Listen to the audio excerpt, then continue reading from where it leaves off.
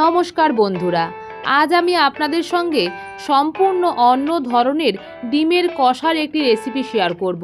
ডিমের কষা কিন্তু আপনারা সকলেই খুবই ভালো বানান, কিন্তু এই রেসিপিটি আমি কিভাবে বানাই চলুন একবার দেখে নিই। এই রেসিপিটি বানাবার জন্য এখানে আমি প্রথমেই 5টা ডিমকে সেদ্ধ করে নিয়েছি, আর একটা ছুরি দিয়ে দেখুন ডিমটাকে খুব হালকাভাবে একটু করে চিড়ে নিচ্ছি। প্রতিটা ডিমকে আমি 4 বার করে চিড়ে নিয়েছি। আবারও একবার দেখিয়ে দিচ্ছি, খুব হালকাভাবে 4টে ডিমকে একটু একটু করে চিড়ে নিতে হবে। সমস্ত ডিমগুলোকেই দেখুন হালকা হাতে চেরা কিন্তু হয়ে গেছে।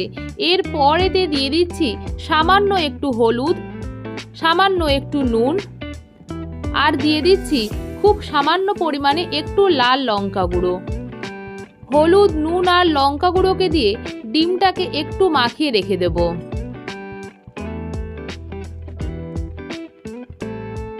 কড়াইতে দিয়ে দিচ্ছি সর্ষের তেল। পুরো রান্নাটাই যেহেতু এই তেলেই করব, তাই তেলের পরিমাণটা একটু বেশি দিয়েছি। তেলটা ভালোভাবে গরম হয়ে গেলে এতে আমি ডিমগুলোকে দিয়ে দিচ্ছি।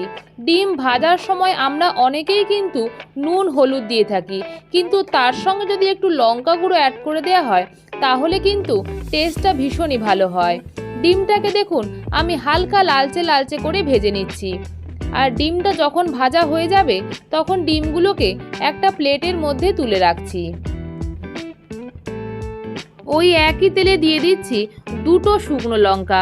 গ্যাসের ফ্লেমটাকে লোতে রেখে শুকনো লঙ্কাগুলোকে 30 থেকে 40 সেকেন্ড সময় নাড়াচাড়া করে নেবার পরে এখানে দিয়ে দেব একটা বড় সাইজের কোচানো পেঁয়াজ।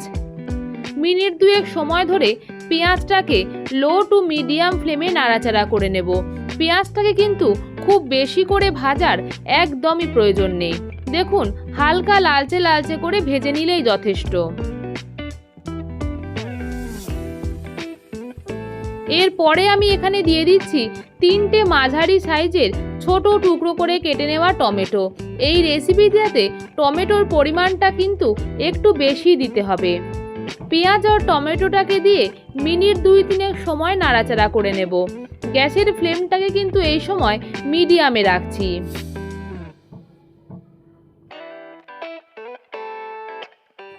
টমেটোটা যাতে ভালোভাবে গলে যায় সেই কারণে এতে আমি দিয়ে দিলাম 1 টেবিল স্পুন মতো নুন। নুনটাকে দিয়ে আবারও একটু নাড়াচাড়া করে নেব।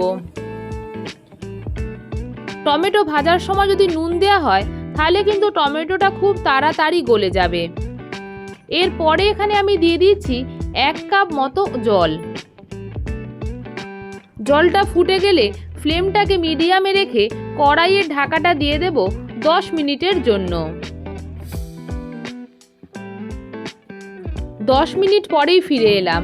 যেহেতু আমার গ্রেভিটা একদমই মাখা মাখা দরকার, সেই কারণে কিন্তু সময়টা একটু বেশি লাগলো। দেখুন একদম সুন্দরভাবেই কিন্তু একটা পেস্টের মতো তৈরি হয়ে গেছে। এরপরে আমি এখানে দিয়ে দেব 1 টেবিল স্পুন মতো আদা রসুন বাটা, 1/2 টেবিল স্পুন মতো হলুদ, 1/2 টেবিল স্পুন মতো জিরে গুঁড়ো, 1/4 টেবিল স্পুন মতো কাশ্মীরি লঙ্কা গুঁড়ো, 1/4 টেবিল স্পুন মতো লাল লঙ্কা গুঁড়ো, আর দিয়ে দিচ্ছি টেস্টটাকে ব্যালেন্স করার জন্য সামান্য একটু চিনি, আর দিচ্ছি খুব সামান্য পরিমাণে একটু গরম মশলা। এই সব কিছু গুঁড়ো মশলাগুলোকে দেওয়ার পরে আবারও মশলাটাকে বেশ খানিকক্ষণ মতো কষিয়ে নেব। এতে কিন্তু আদা রসুনের কাঁচা যে গন্ধটা থাকে সেটা একেবারেই চলে যাবে।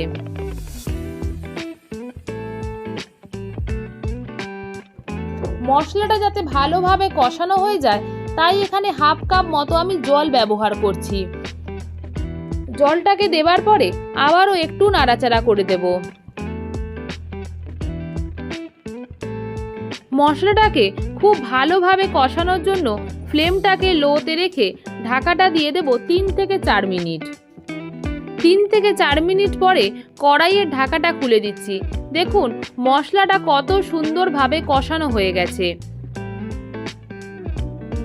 আবারও একটু নাড়াচাড়া করে দিচ্ছি।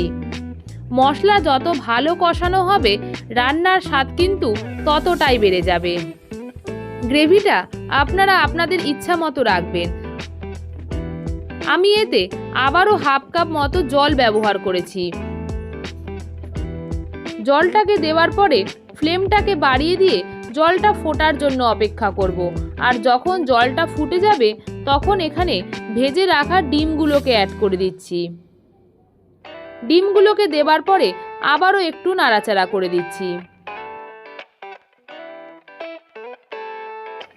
ফ্লেমটাকে একদমই লোতে রেখে আবারও কড়াইয়ের ঢাকাটা জাস্ট 2 মিনিটের জন্য দিয়ে দেব। 2 মিনিট পরেই ফিরে এলাম। দেখুন কালারটা কিন্তু কতটা সুন্দর হয়েছে, দেখেই কিন্তু বেশ মনটাও ভরে যাচ্ছে। উপর থেকে ছড়িয়ে দিচ্ছি কুচি করে রাখা ধনেপাতা। ধনেপাতা দিলে গন্ধটা কিন্তু ভীষণই ভালো হয়। আবারও একটু নাড়াচাড়া করে দিচ্ছি। আপনারা যদি ভাত দিয়ে খান তাহলে কিন্তু গ্রেভিটা একটু ঝোলঝোল রাখতে পারেন, আর যদি রুটি বা পরোটা দিয়ে খান তাহলে কিন্তু জলটা একটু শুকিয়েও নিতে পারেন। দেখুন ডিমটা দেখতে কতটা সুন্দর হয়েছে। গ্যাসের ফ্লেমটাকে বন্ধ করে ঢাকা দিয়ে 2 মিনিট স্ট্যান্ডিং টাইমে রাখলেই একদম তৈরি ডিমের কষা। আপনারা ঠিক এইভাবে ডিমের কষা বাড়িতে বানিয়ে অবশ্যই কমেন্ট বক্সে জানাবেন এই রেসিপিটি আপনাদের কেমন লাগলো। এই রেসিপিটি যদি আপনাদের ভালো লেগে থাকে প্লিজ ভিডিওটিকে একটা লাইক করুন, শেয়ার করুন আর আমার চ্যানেলকে সাবস্ক্রাইব করুন। সাবস্ক্রাইবের জন্য পাশে থাকা বেল আইকনটা প্রেস করে অল করে দিন, যাতে আমি কোনো রান্নার ভিডিও দিলে খুব সহজে আপনাদের কাছে পৌঁছে যাবে। ধন্যবাদ। ভালো থাকবেন, সুস্থ থাকবেন। আবারও ফিরে আসবো নতুন কোনো রান্নার রেসিপি নিয়ে। Tata, bye bye.